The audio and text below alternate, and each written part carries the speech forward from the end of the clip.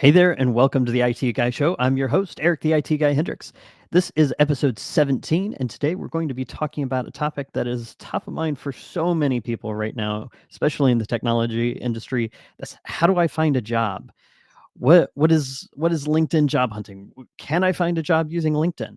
Well, having found maybe not directly, but definitely indirectly both of my current roles using LinkedIn and my network, I think today is a very, very appropriate topic. Kind of talked about the layoff process last week and how to or a couple of weeks ago during the last episode. Talked about how to survive a layoff. So my guest today is Jeffrey, and he has built a strategy, if you will, around job hunting on LinkedIn. So, without further ado, let me introduce my guest today and let's dive into today's topic. Jeffrey, welcome to the IT Guy Show. Thank you. Happy to be here, and thanks for having me. Definitely, thank you for being patient. I know we've had this planned for quite some time, but really excited to have you on the show. Thank you. So, why don't you tell us a little bit about yourself, who you are, what you do, and tell us something you do for fun as well. Oh, okay. So, again, thank you, Eric, for having me on. I am Jeffrey Ullman. Been in the IT space a long time, over 30 plus years, 30. And I'm proud of that, by the way. Not everybody agrees, but that's another topic. We can come back to that. Uh, I spent about 26 years or so at IBM, about 6 years or so at Oracle. Spent about 2 years at a company called Avnet. And then most recently, IT wise, spent about 2 years at Eric, not at Eric, at Red Hat. And that's where I met Eric when we were both at Red Hat. That's another story, but we can come back to that. When I left Red Hat after 30 or so years, I thought I might want to do something else. So I have lived and worked in South Florida for the 30 plus years and was aware of the tech ecosystem that was happening locally. So I joined a nonprofit called South Florida Tech Hub, hence the name. And we're a nonprofit supporting the tech ecosystem, startups as well as large companies, Office Depot, Ryder Logistics, a lot of large companies as well. And I'm currently director of membership, supporting existing companies and or organizations. We have other nonprofits that are members, as well as hopefully helping the organization grow. So as Eric mentioned, part of what I've done over the years, and we'll get into that, is actually use LinkedIn to find a job. Mhm. So that's a little about me. What do I do for fun? Well, I grew up in Savannah, Georgia. And I think indirectly I became a history buff. So I watch a lot of the History Channel, and we can have another show on the history of Savannah, Georgia, which has a lot of history. So history in general is kind of something I'm interested in for fun. So, why don't we dive into this a little bit?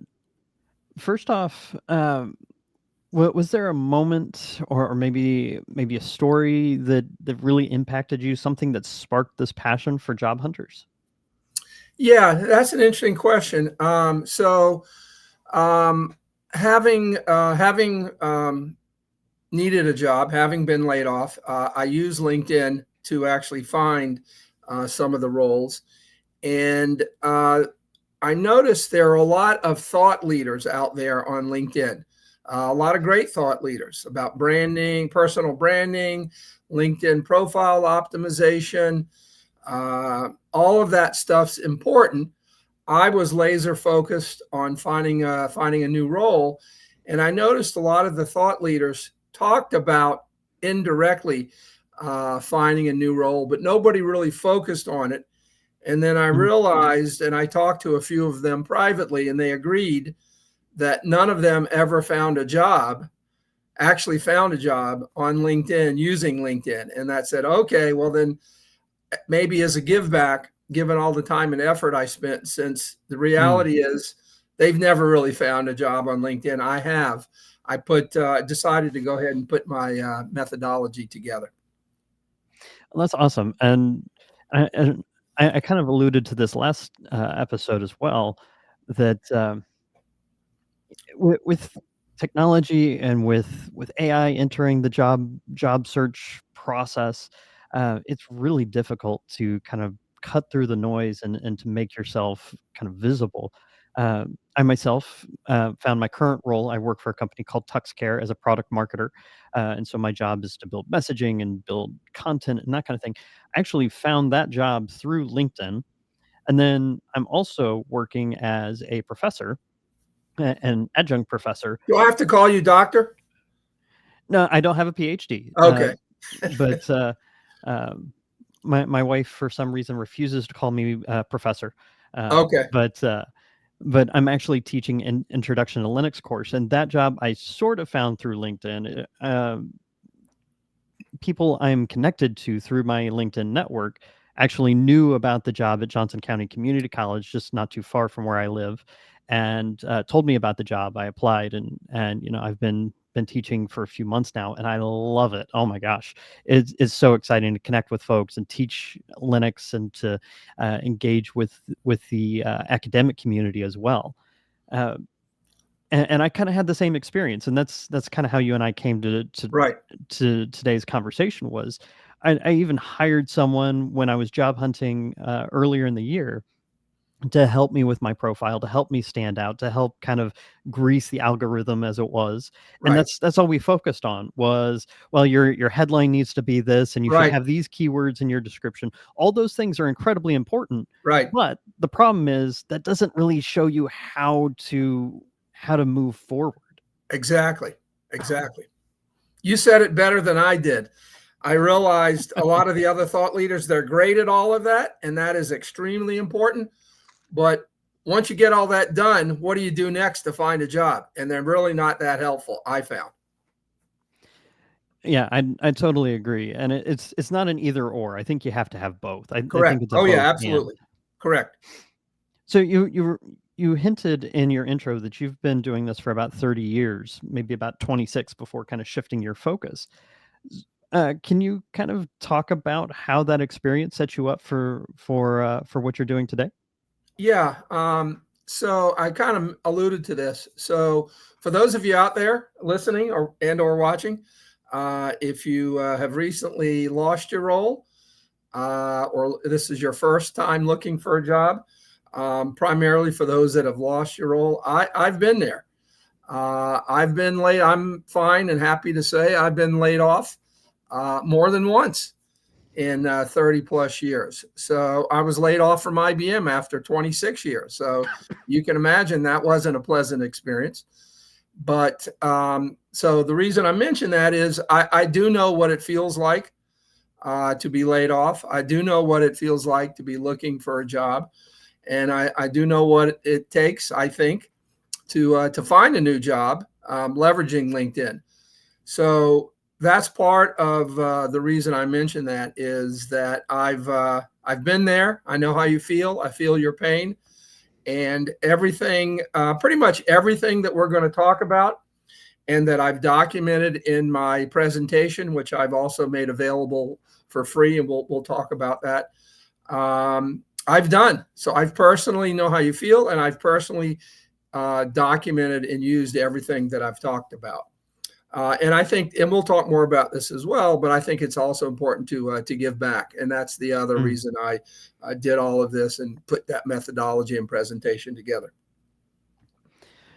Yeah, one of the things that you kind of helped me understand this past year is that layoffs are a fact of our industry, um, Right, now more so than ever. And right, one of the keys that I've discovered both in talking with you and talking with others is you can absolutely not take it personally. right. It's just a fact of our existence. It's just a fact of the industry. Um, and getting laid off earlier this year was the second time, maybe third, depending on if you count an internship. I think I might be a little older than you, Eric. Just by a few weeks. There you go. So this was actually my second time getting laid off, and what I want to do is I want to be prepared for if and potentially when it happens again. So to kind of help prepare for that inevitability and for my audience as well. Let's start with some of the basics here. Right. What is the least understood aspect of job hunting via LinkedIn? Right. So I have come to the conclusion that if you're really seriously looking for a new job, it's almost effectively a job in and of itself. Oh, for sure. Takes a lot of time, a lot of effort, a lot of grunt work. So if you're going to be serious about it, I think you have to treat it like it's your new job. It's finding a job. The other thing is, and I talk a lot about this in my presentation. It's a numbers game, and unfortunately, the numbers don't work in your favor. And this is kind of what you were talking about before, to not take it personally, just to kind of deal with the reality of the situation. I've thought about this a lot, and I've done a lot of research, and kind of a long story here, but let me give you the context. So, when I was in college, one of my professors said in a marketing class, and this was pre-internet, so it was direct marketing, snail mail, that if you got a 3 to 5% response rate in snail mail, and I believe it translates to email as well, into electronic. If you got a 3 to 5% response rate, it would be considered successful. Mm-hmm. Your marketing campaign, and I do think looking for a job is in effect a marketing sales campaign. A lot of technical people say, Jeffrey, I'm not looking for a sales job or whatever. I suggest it doesn't matter. Whether you're looking for a technical role, a marketing, or a sales role, you are selling yourself and you are the product. So if you kind of accept that, scenario, I realized when I got a little ahead of myself. So in that class, I asked a professor, I said, okay, let me make sure I understand. Let's use some real numbers. If I mail out 100 pieces of mail, and if I only get 3 to 5 responses, which would be the 3 to 5%, it would be considered a successful campaign. He said, absolutely. And that stuck with me for a long time, because I think a lot of people, quite frankly, naively think they're going to get more of a response rate. So I've turned it around and said, well, wait a minute. If 3 to 5% is considered successful, that means you're going to get rejected 95 to 100. I mean, my math is off. Yeah, 95 to 97% of the time. Mm-hmm. So, kind of going back to what you were saying, once I realized that in effect I was going to get rejected 95 to 97% of the times I got rejected, I took it less personally. I said, the numbers are not working in your favor. Right. So I would say it's two things: the fact it's a full-time job, and the fact that you're going to get rejected a lot. I'll give you an example. I hear a lot of people say, Jeffrey, I've applied for 100 jobs, sent out 100 resumes, applied 100 jobs on LinkedIn, and I've only gotten, I'll just say, 5 responses. And I say, you are doing amazingly well. You are on the high end of the 3 to 5% rejection. And they go, what are you talking about? And I say, it's perfectly normal to get rejected 95 to 97%. So if you've gotten 5 responses, you are doing great. Right. And they have to look at me, are you crazy? And I go, no, think about it.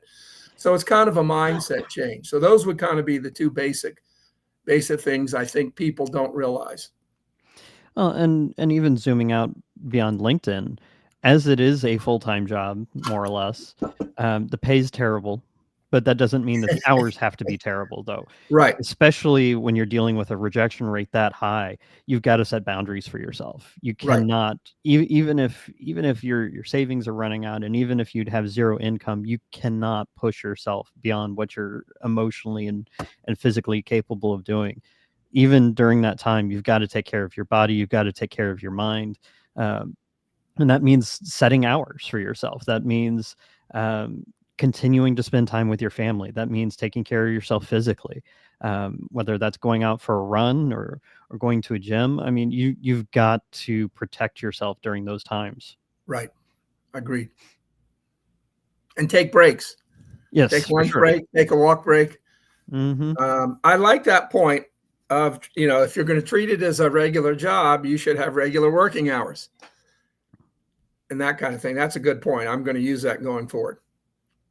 Yeah, yeah. No charge for you. Thank you. So what's the first thing a person should do if they're going to start using LinkedIn for job hunting? Yeah. So LinkedIn is a behemoth of an application. Lot of things going on. But what I would suggest is go ahead and I'm going to tailor kind of everything I'm saying to the U.S. Because LinkedIn does vary by country. So Mhm. in the U.S., if you're going to be looking for a job and you're seriously going to consider it as a full-time job, there's often a debate: should I just use the free profile, or should I pay for a premium profile? I think it's worth paying for the premium profile. It's gotten a little more expensive, but the way I look at it is it's an investment in yourself. Mhm. And and we'll talk a little more about that, all of the added value you get, I think is worth it. So go ahead, and right now it's called Premium Career. LinkedIn does change the name, so I think it's worth getting the um, premium paid fee model uh, profile on LinkedIn. So that would be the first thing I would do: is go ahead, bite the bullet, go ahead and get a premium profile. Yeah, and I definitely did that as well. Uh, and I know it's unfortunately it's a little bit pay to play. It helps extend your reach. It includes additional in mails, that kind of thing. Right, Um, but it does increase your visibility, and there's a lot of extra tools. right. So I want to hear from you. What are some of the features of the premium Yeah, career package that you really encourage? yeah. So one tip, and I didn't find out until recently, and someone about, we talked about building your network on LinkedIn. Someone mentioned this to me, and it's like, oh boy, if you pay on an annual basis. So let me back up. LinkedIn lets you go month to month, or you can pay for an annual basis on an annual basis, and you pay a year ahead of Hmm. time, 12 months. You could try it month to month and see if you think it's worth it. Um, but if you are going to continue to use it and you do pay on an annual basis, it actually reduces the monthly cost to about half of what you were paying before. And you have to be able to afford the the annual payment as well. It's not Right. cheap, but that might be something else you consider. So it's interesting. Um, there are a lot of additional features in the premium profile that you don't get in the free profile. One of the things, and you mentioned this, LinkedIn is a for business company. One tidbit here: most people might not know, about 10 years, Microsoft acquired LinkedIn. They don't really promote that. They don't really brand it that way. And you kind of have to poke around or remember 10 years ago, LinkedIn bought them. But I'm old enough to have used LinkedIn prior to Microsoft. Microsoft has started to incorporate a lot of AI features that you mentioned. Hmm. So one of the things that, if you really want to leverage AI, you really have to have a premium profile. A lot of the features that leverage AI are only available to premium subscribers. But a couple of quick things you mentioned: in mails, which we can talk about a little later. There's a nice feature that you can see who viewed your profile. You can go back and see if a recruiter or hiring manager viewed your profile.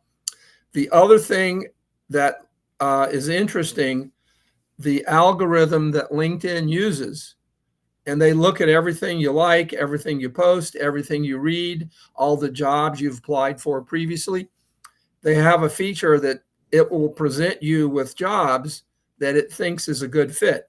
I think they call it jobs where you're a good fit. Clever name. And I've actually seen the algorithm get better and better and better. So that's only a premium feature. So it's a nice way to let the algorithm, rather than have Skynet kill us all eventually, it's a nice way to let the algorithm work for you. And quite frankly, I'm impressed that it does a really, really good job of presenting me with jobs that it thinks is a reasonably good fit. Mm-hmm. One point on that, creating job postings is more of an art and a science. The title might be different. The posting might be different. The internal algorithm does a really good job. So that's one great feature. There are a lot of features I'm sure I'm leaving out. I do document that in my presentation as well. I think it's worth, the net of it is, I think there's enough value there to go ahead and pay for the premium profile. A lot of the built-in AI features, and my audience knows I kind of waffle back and forth on whether AI is a good thing or, as you mentioned, if it'll ultimately lead to Skynet and our demise. Right. One thing I really liked was some of the AI summary capabilities. So after you've spent several hours job hunting in a day, and you everything kind of blurs together. So it's really nice to read through a job description and just go, what? I have no idea what you're asking about. But to then, on the right-hand side of the page, you can just click summarize and it'll say, well, this, and this. And then it gives you a follow-up question you can prompt that says, am I a good fit? And it'll pull out things out of your resume, out of your profile, and say, well, you've got these things, or here's some areas to grow in.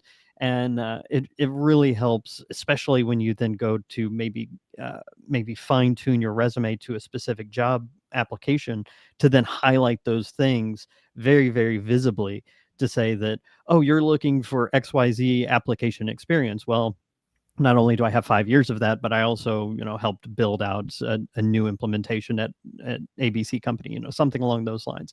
So a lot of the summary and explanation, the ability to ask the AI a little bit to get some context, because like you said, creating a job description is always an art. And one of my favorite interview questions to ask a company I'm interviewing with is, okay, so I read the job description, but tell me what I'm actually going to be working on. What does my day look like? Great question. Interestingly enough, that feature, which by the way is a great feature, that's a relatively new feature. Mm-hmm.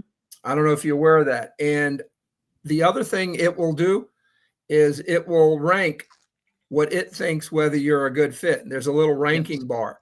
Mm-hmm. And it's pretty good. It's pretty good. So the AI is it's good use of AI, and it's pretty good, and it's getting better and better. So there you go, a positive use of AI. There you go. It's one of the few. All right, so we've gotten laid off, or we've decided that we need a job change. We've gone out and signed up for LinkedIn Premium. We've set ourselves some healthy boundaries. We've got ourselves a working schedule. What's next? Yeah, great question. So two things, and this is a new feature, relatively new. You can, I guess, manually set up what LinkedIn calls job alerts. Mm-hmm. And I've based them on keywords. And then based on the keywords, the algorithm will send you an email with a link of the jobs it think matches as that keyword. The other thing recently is you can use AI. There's an AI feature to not say so let's say most of my career has been in, I forgot to say, customer facing sales roles. So let's say I have a job alert set up for account manager. What does that mean? It can mean a lot of things. So there's now a feature, I think they still call it beta. You can say, well, I'm looking for a job where I'd work with customers and engage them on a day-to-day basis, blah, blah, blah, rather than a keyword, and it'll try to go out and find job postings for you. So Hmm. there are two ways now. I would say start with the old way on keywords and have multiple job alerts. Hmm. Typically, you want 4 or 5. And the other thing about job alerts is not only do you want to use keywords, but you want to have a geographic Yes. job alert for all jobs in a certain geography. You want to kind of slice and dice it both ways. So that would be the first thing I would do when you're looking for a job. Go ahead and set up your job alerts. Hmm. Yeah, it can get very overwhelming. Like, do I start researching companies in my field, or do I start networking, or do I do this, or do I do that? It's just there's so much. Right. And you're absolutely right. The going into the jobs and setting up some parameters. You can, in fact, I think they've added functionality recently to include like salary expectations or Yes. level Yes. of in-office presence, whether Yes. that's on-site, off-site, or hybrid. Um, Really helps kind of cut down the noise, which kind of brings me to my next question of do you personally I have my opinion on this and I'll share it, but do you set up alerts to come to like your email or your app? And if so, at what frequency? Yeah, great question. And by the way, I would use both. I have Hmm. the email app on my phone, and then I use just browser based on my laptop. Because there are actually some features unique to the mobile app versus the browser based. Um, Maybe it's generational. Sometimes there's more real estate on the laptop, so it's easier to use than the mobile, but use both. Um, so LinkedIn lets you have the alerts either daily, weekly, or I think monthly. Daily would drive you crazy. I think monthly is too late. So I would have weekly alerts. And then it'll send you an email with a link to all the jobs. So Hmm. I would start out, unless you really want to get overwhelmed, which I wouldn't suggest. I would start out with weekly time frame for alerts. That gives you enough time to see it and apply before you get the next one. For sure. So I took a slightly different approach, which is kind of why I asked. Okay. I turned off the notifications Okay. because it got just Yep. crazy. I mean, my Yep. LinkedIn feed was nuts. I get zero LinkedIn emails, and Yep. that's by design, just because with mobile devices and with everything that you can do with browser notifications, I turned off emails. I'm Okay. very particular about what hits my email inbox, and LinkedIn saying, "Hey, we found these 462 jobs that might appeal to you." It's just like, no, I don't know.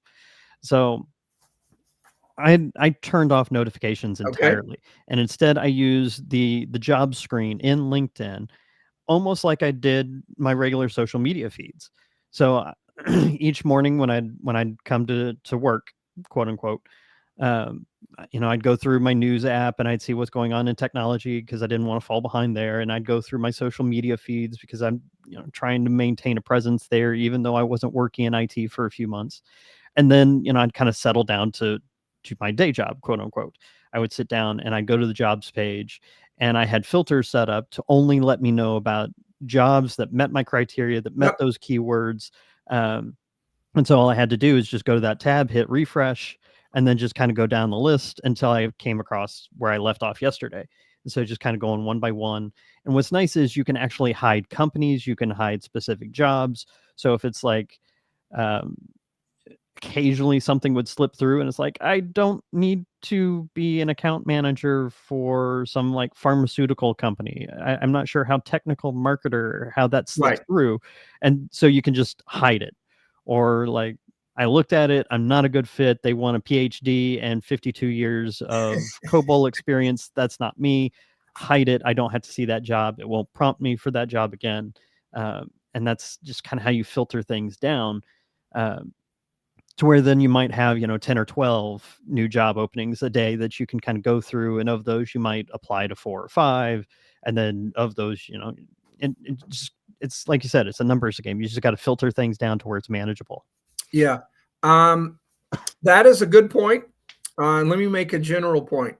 Sure. There's typically many ways to achieve the same result on LinkedIn. It is a behemoth. I like that approach as well, and that's a good idea. I do mention that in the deck. That approach, I like that as well. I guess maybe it's an age thing or whatever. I guess I was going more for quantity versus quality. Mm, And if you do take that approach, you're right, you will get a lot of job postings, but I did a lot of skimming. But I mm, like your approach. I think you would agree you're kind of focused more on quality versus quantity. I think they're both valid. And you made a good point. It's not perfect. The algorithm's not hmm perfect. The people that write the job descriptions. So you're going to have some human interaction and actually look at them as well. So I like that approach. Both valid. So And with one the thing, AI, it's gotten better. What you're yes, doing, for sure. the AI has gotten much, much better. And that's a relatively new feature too. hmm Previously, you could only do job alerts. So you've mentioned a presentation, and I will definitely have links to there's a long version and a short version. We'll have Right, links to both of those in the show notes. right, But you mentioned, and I didn't really realize this as I was going through my job hunt earlier in the year. But you mentioned that there's a lot of fake job postings right, out there now. right. You want to talk a little bit about what you found? Yeah. So this is uh, this is something that I didn't learn until about 15 or 20 or so years into my career. And it's not something that's documented, but it's something that's true. Uh, and I've talked to enough hiring managers, I've talked to enough recruiters.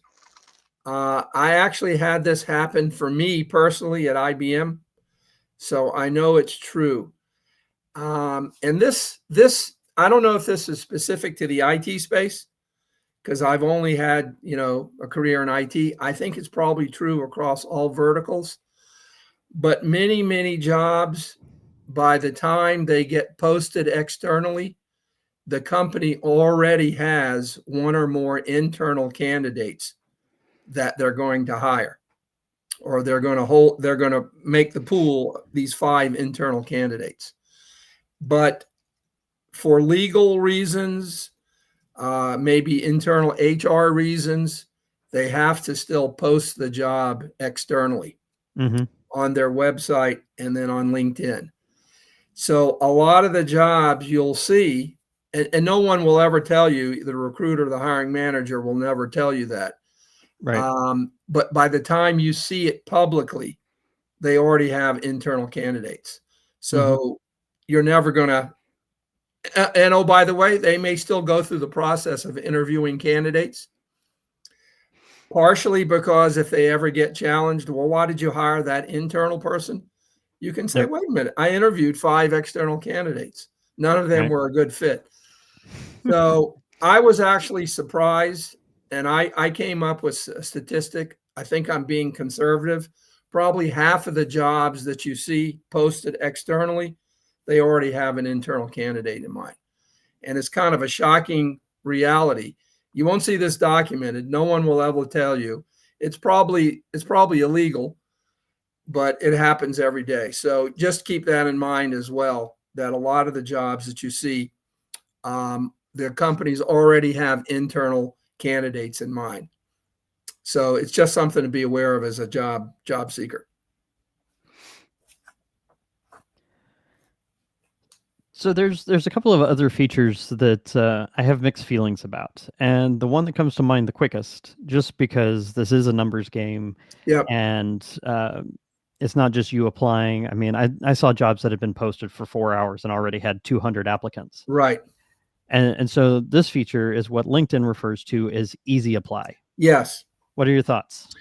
So a broader question is, and let me extend it a little. So companies typically, before there was LinkedIn, would only post their roles on their website, and then LinkedIn comes along and they can post roles on their website. However, companies have to pay for LinkedIn job postings. So kind of my thought was, and you'll typically, the jobs on LinkedIn are a subset of all the jobs on the company website because they have to pay for that. Hmm. So kind of back to my point of, if is it a real job posting? If they're paying to post it on LinkedIn, anecdotally, it makes sense. Maybe it's more of a real job. So you also not only have to look on LinkedIn, but you should look on the company website for jobs as well. So you can apply on a company website. You can apply on LinkedIn, which typically links back to the web page of the company's website. Or the third option you mentioned, easy apply. I've seen jobs that only have easy apply and they're not listed on a company's website, which is kind of interesting. And that leads me to believe maybe they're more seriously interested in the role. But if it's already posted on the website and they have an easy apply, I would go ahead. It is pretty easy to apply with easy apply, but I think sometimes nobody ever looks at it, honestly. Hmm. It just goes into a black hole somewhere. Theoretically, it goes to, as I understand it, whoever posted the role. Um, so I would go ahead and do it because it's pretty easy. But I wouldn't put a lot of faith in a role that has an easy apply. For sure. You agree? I do. In fact, even the name is just off-putting. In Yeah, my head, I saw easy apply, which means easy to ignore. yeah. True, true. But there are a lot of times where there will be a posting on LinkedIn, and when you hit apply via LinkedIn, it will take you to the company website Right, to put in an actual application. right. Um, and so one thing I will encourage folks to do, just because we are talking about AI, we are talking about what is inherently just a database um, via LinkedIn Jobs, is when you do apply to the company, on the company page, to go back to LinkedIn, because it will prompt you and it'll say, "Hey, did you end up applying to this job?" Always click yes or no, because that helps teach those search algorithms. It helps Right. teach the underlying AI what you're interested in. So if you clicked on this particular company and clicked on this type of a job, then it knows that, oh, well, you're serious about these because you actually went out to the website and applied. That is a really good point, and I don't have that in my presentation. I'm going to go back and add that. That is a really good point. Now the Um, first one was free. I don't know. I might have to charge you okay, for the next send me a few. bill. Because how else would the algorithm know you applied? Just clicking on the link doesn't know that. That is a really good point. So I'm going to put that in there. And it does learn, it does track. It does. I mean, the more companies I applied to, the fewer notifications I got, and the more accurate those were. Right. I mean, I was an IT guy, IT operations guy for a long time, and so my skill set is fairly specialized. It's not like I'm a Python developer and can go work anywhere that has Python. I'm not a developer, so having that training really helped narrow things down. So the last few weeks of my job hunt, it was companies that had operating systems, companies that built tools that managed or automated operating systems. It really helped narrow things down, and I got fewer of those false positives of, oh, so you want to go be a paralegal for an attorney's office? No, no, I don't. Right. So we've That is a we've really we've good kind of point. Thank you for that. not a problem. We've kind of been building this workflow. We've established that for whatever reason we're job hunting. We've set ourselves some boundaries. We've signed in for LinkedIn. We've signed up for LinkedIn Premium. We're working on kind of training that algorithm a little bit. We've set up our notifications. Now we found a job that we're really excited about. We go to apply. It links us to the company website. Sometimes it's really quick and easy. It's just, standard questions or fill out your resume. Don't get me started on companies that force you to put in your job history, even though they already asked you for your resume. Just don't even get me started. Yep. But sometimes it's very involved. I mean, some of these applications take 30, 45, 60 minutes because of all the questions. Sometimes I kind of felt like that was a deterrent, and sometimes it kind of told me how excited I was about the job. Like, I don't know if I want to answer all 20 of these short form questions. Maybe I'm not that excited. Or it's like, well, now you've got my attention because you're asking me all these questions. I want to fill this out because I want to get past all the people that saw this list of questions and just go, eh.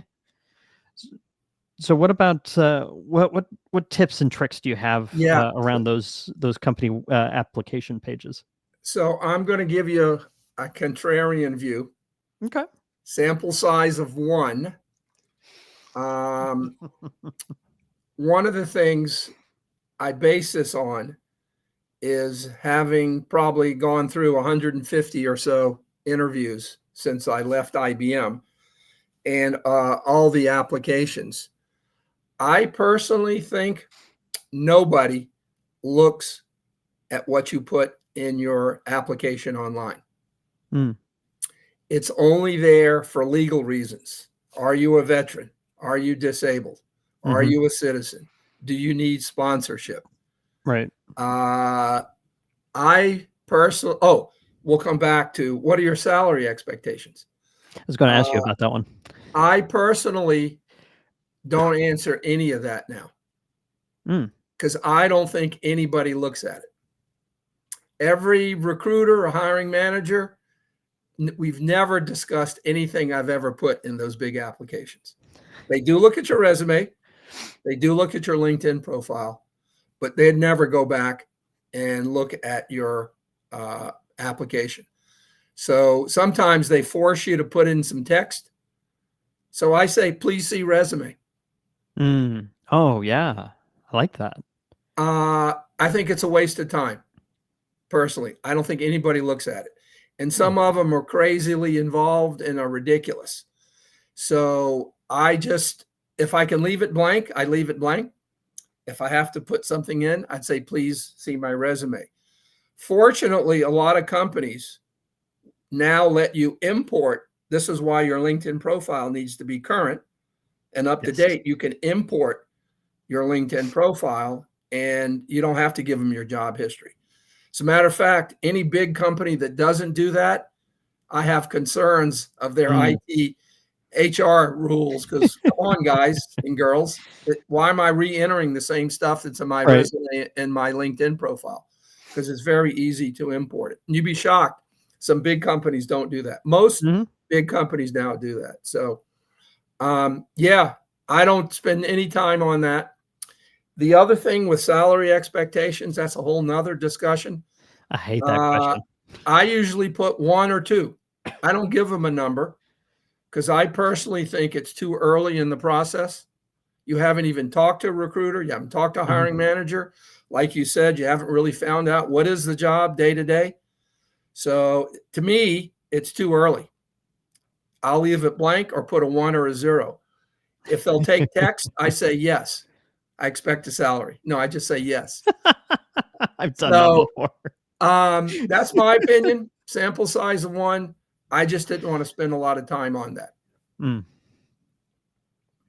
Let me mention one thing, Sure. because we might we may or may not get to this. So once you do all that stuff and you found a job that you've applied, you're excited, you've only done half the work. Mm-hmm. The next thing you want to do is ultimately get to either the recruiter or the hiring manager. And that's where you can leverage LinkedIn to hopefully leverage your network, search, and actually try to find the recruiter or the hiring manager. Because all that other stuff is great, but until you get to a recruiter or hiring manager, it's kind of moot. So I talk a lot about, we can spend some more time on that, but you want to leverage LinkedIn to try and track down who the actual hiring manager is well. Hmm. So after we've hit submit, what's going on the company side? Because for the most part, as an applicant, it looks like it just goes into a black hole, and Yeah. maybe that pops back out with some sort of output that isn't just a straight up rejection letter. So what's going on the other side of things? Well, I'm no expert. I think typically these days companies are using what's called an ATS, applicant tracking system. And I used to tell people not to tailor your resume for a role, but now I've changed because it's so easy to do it with AI. Mm-hmm. Previously, people were retyping recreating their resume for each role. And I said, it's not worth the effort. Now it's easier. So I'd say, yeah. So it's worthwhile before you hit the submit to potentially try to use AI to tailor your resume. I would not rewrite it, but typically it goes into an ATS, applicant tracking system, that tries to match you for the role. And then hopefully if you pass through the ATS, a recruiter will reach out to you. The other thing though is you get rejected a lot because of the ATS as well. That's part of the 95 to 97% rejection. Right. But one thing you do want to do is read the job description in excruciating detail, either on LinkedIn and the web page, for keywords. And then you want to try to insert those keywords in your resume. So when the ATS sees it, hopefully it'll raise your profile in terms of applicants they want to talk to. Right. Yeah, I mean, especially at this stage in my career, I know what my worth is. I know what I can bring to a company. So it's really just kind of gaming the system, unfortunately, to get in front of a human, right? In front of human eyeballs. So if you can survive that first round with the ATS, I found that usually I do fairly well in the interview process. Right. But it's getting in front of an actual person that's kind of the trick. And so this is kind of where your methodology comes in. You want to talk through what that process looks like? I mentioned it a little before. So I think the days of just applying for a job and getting a response are long gone. Not going to happen. I think you Agreed. do need. I think you do need to, and I think you're being naive if you think you're going to get a response. So you do have to kind of be selective for the roles that you think you're. And by the way, you've got to do your own self introspection. You've got to do your own due diligence. You're wasting everybody's time if you're okay. I'll use myself as an example. If I'm applying for chief sales officer or CTO, it's a waste of their time and my time. I'm not a fit for that role. You've got to do some reasonable self introspection. But for the roles you think that are a good fit, you can leverage LinkedIn to track down the recruiter or the hiring manager. And I talk a lot about that. You can actually search on LinkedIn in the employees for recruiters.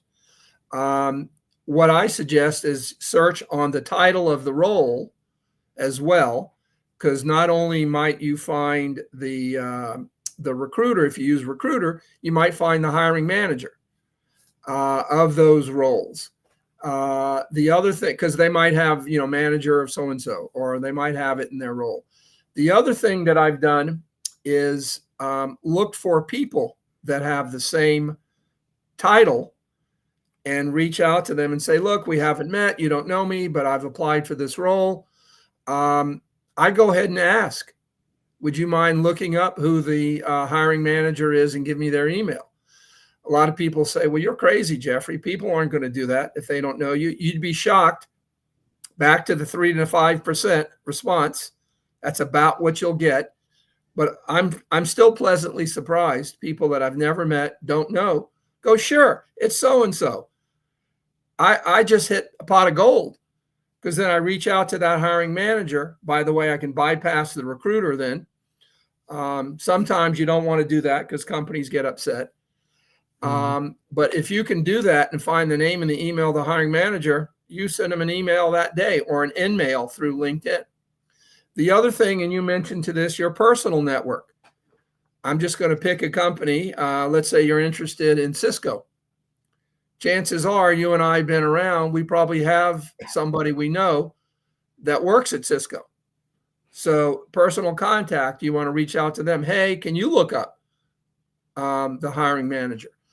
So there's a lot of that narrowing down to find the recruiter and the hiring manager you can do in LinkedIn.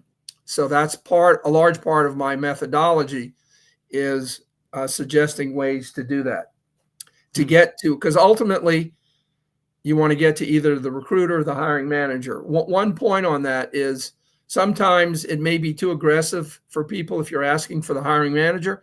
That's okay. Ask for the recruiter. Nobody should have an issue with giving you the name and email of the recruiter for the role, because oftentimes the recruiters may get 100 applicants for that role. And Right. exactly what you said, Eric, you want to cut through the noise, you want to cut through the chatter, you want to hopefully have the recruiter want to reach out to you. So that I spend a lot of time on that, and that's a large part of my methodology. Mm. So as we kind of close today's episode, I wanted to ask that you've made this content freely available, and I mean, Yep. there's dozens of slides, and you've cited research, and you've got links to other resources. You even cite a few people that specialize in areas that you don't like Right. LinkedIn profile optimization. I mean, when I first read through it, I was like, this is a ton of information, and second of all, where was this when I was job hunting? But Right. uh, but this is kind of a way of giving back. What was it that just really inspired you to give this away for free? Yeah. So great point. So many people have helped me in my career. Like I said, it's not the first time I've been laid off. Many people, as I mentioned, would provide the name and email of the hiring manager. I think it's important to, and I don't want to sound too serious here. I mean, we live in a world where let's just say, a lot of negativity. So I've always felt it's important, since other people have helped me, to kind of pay it forward and to help others. This happened to be an area where I spent a lot of time on LinkedIn. I also didn't really see a lot of the things I talk about documented very well. Mm, As I mentioned, there are a lot of great thought leaders. I list four. None of them really focused so much on just getting a job. So I kind of saw there was a need out there and a niche not being filled. mm, And it's important to give back. So I spent the time, and I figured, if I'm going to spend the time to do it, why not make it freely available? So mm. Eric will Love that. provide a link.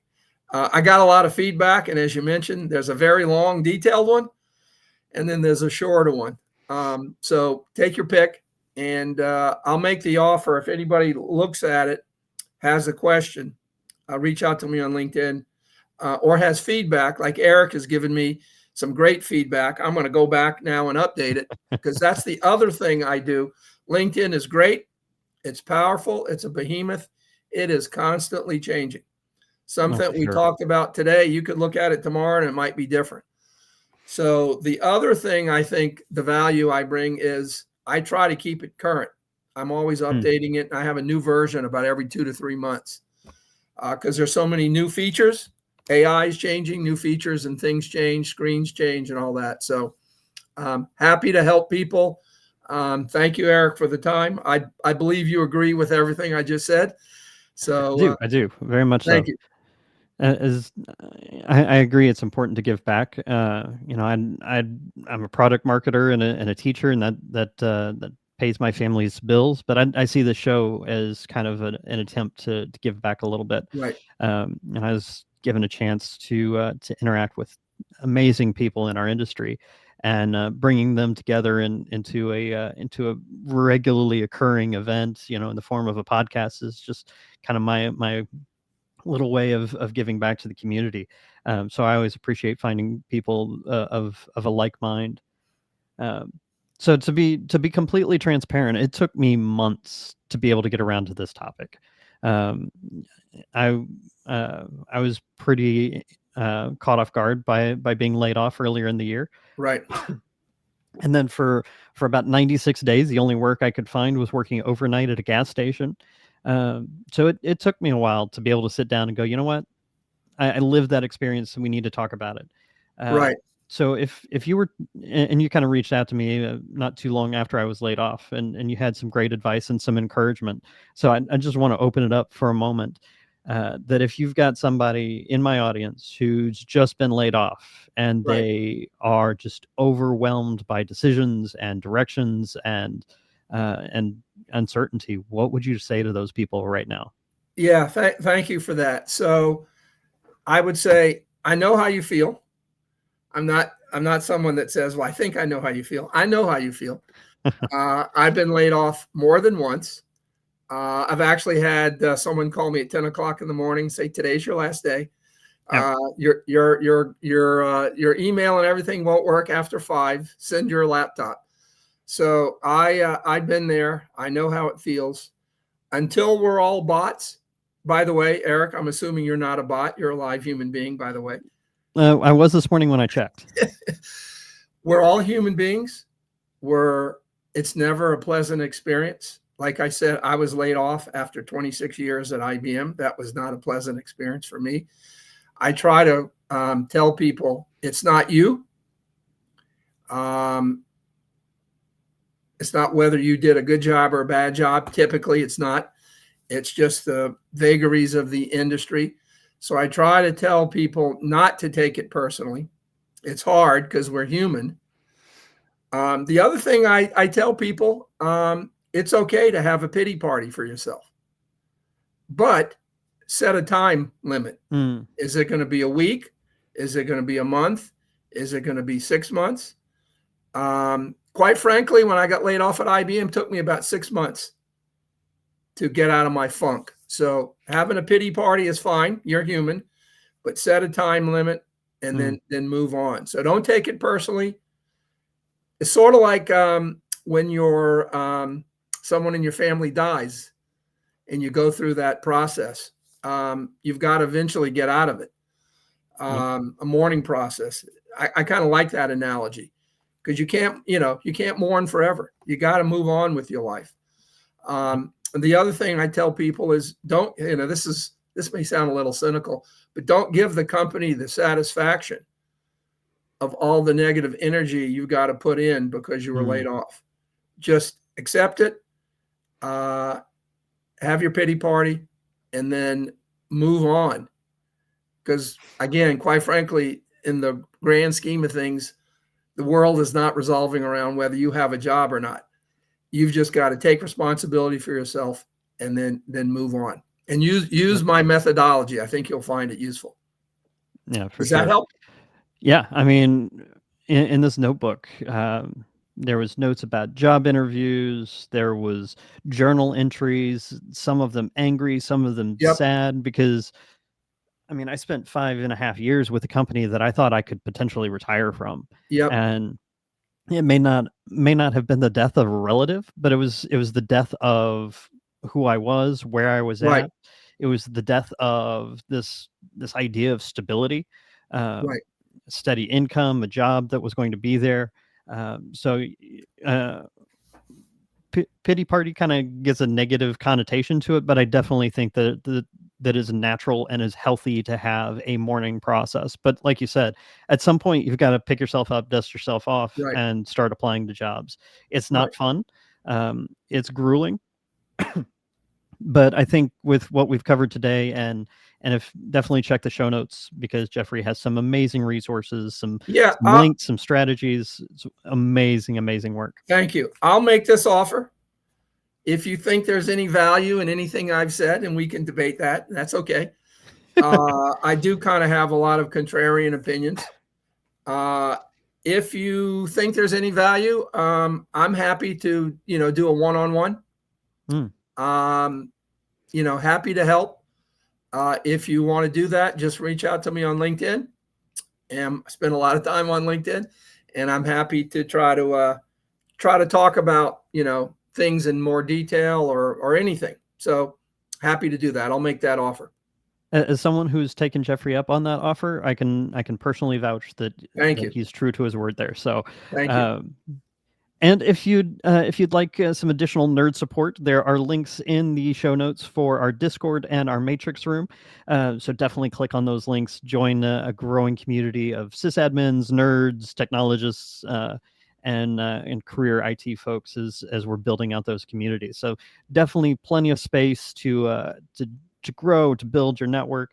And if you haven't already, feel free to add Jeffrey or myself on LinkedIn. Good We're point. both pretty active there. Again, our profiles will be linked in the show notes. So, Jeffrey, I really thank you for joining me this week. Great conversation. Thank It you. was great to kind of debate a couple of ideas there, and but the show goes on. If you join me here in about 2 weeks, we'll be going live. I'll have Brody Robertson, a fellow YouTuber.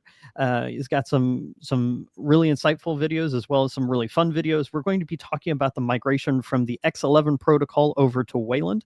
So we're going to veer away from our IT deep IT technology type conversations, and we're going to jump on the Linux desktop for an episode. And we're going to talk about what X11 is, where it's going, and its replacement, Wayland. So join me and Brody Robertson right here on this channel in 2 weeks for our next episode. So I'm really looking forward to that. Make sure you hit that like button. It helps grease those algorithms. I know it's dumb, but just click the button. In the time it's taken me to tell you to do so, you could have done it already. So just click the frickin' button. Make sure you subscribe. I'm trying to release some extra content as well, maybe some guides, some walkthroughs, as well as the regular conversation every couple of weeks. So on behalf of my guest, Jeffrey Ullman, today, I've been your host, Eric the IT Guy Hendricks, and this has been the IT Guy Show. And I will see you again in 2 weeks. Until then, take care, everybody. Thank you, Eric. Bye.